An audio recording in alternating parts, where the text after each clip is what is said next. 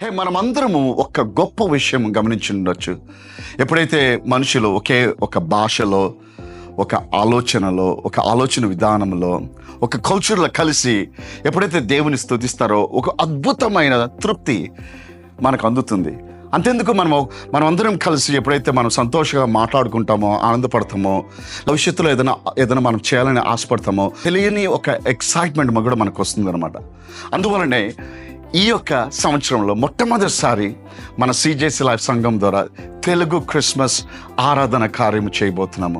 మీరు శాన్ అంటోనియోలో ఉన్నట్టయితే, మీరు ఈ చుట్టుపక్కల ఎక్కడైనా ఉన్నా, మీరు తెలుగు భాష ఇష్టము అనిపించిన, తెలుగులో మీరు ఆరాధన వినాలని, తెలుగులో వాక్యం వినాలని, తెలుగు వాళ్ళతో కలిసి మనము నవ్వుకుంటూ ఆడుకుంటూ దేవుని మనము సంతోషంగా వర్షిప్ చేయాలని మీకు ఉన్నట్టయితే మీరు తప్పకుండా రండి.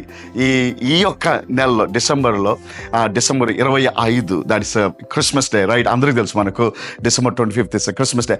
సో 25 10 గంటలకు, మార్నింగ్ 10 గంటల నుంచి 11:30 వరకు, 12 వరకు ఈ యొక్క క్రిస్మస్ ఆరాధన కార్యం చేయబోతున్నాము ఇక్కడ సిజేసి లైఫ్ సంఘంలో. బంధువులను, మీ స్నేహితులను, మీ ఫ్రెండ్స్ అంటే తీసుకురండి. It be a good day.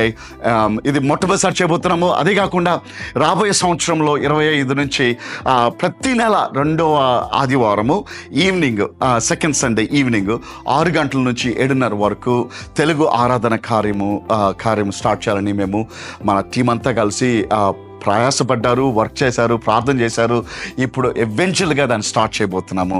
So మీరు దయచేసి దీని గురించి 10 మందికి చెప్పండి, 10 మందిని మీరు ఇన్వైట్ చేయండి. ఎందుకంటే మేము ఈ ఆరాధన కార్యం స్టార్ట్ చేయడానికి ఉద్దేశం ఏంటంటే 10 మంది క్రీస్తుని ఎత్తుక్కోవాలి, 10 మంది క్రీస్తులో ఎదగాల, 10 మంది క్రీస్తుని వాళ్ళ సొంత భాషలో అభినందపరచాలనే ఆ ఆశతోనే మేము చేశాము. సో అదేవిధంగా మన తెలుగులో ఉన్న మన బిడ్డలందరూ కూడా తెలుగులో ఆ యొక్క భాషలో వాళ్ళు తెలుసుకొని, కల్చర్లో తెలుసుకొని దేవుని ఆరాధించాలనే ఆశతో స్టార్ట్ చేసినాము.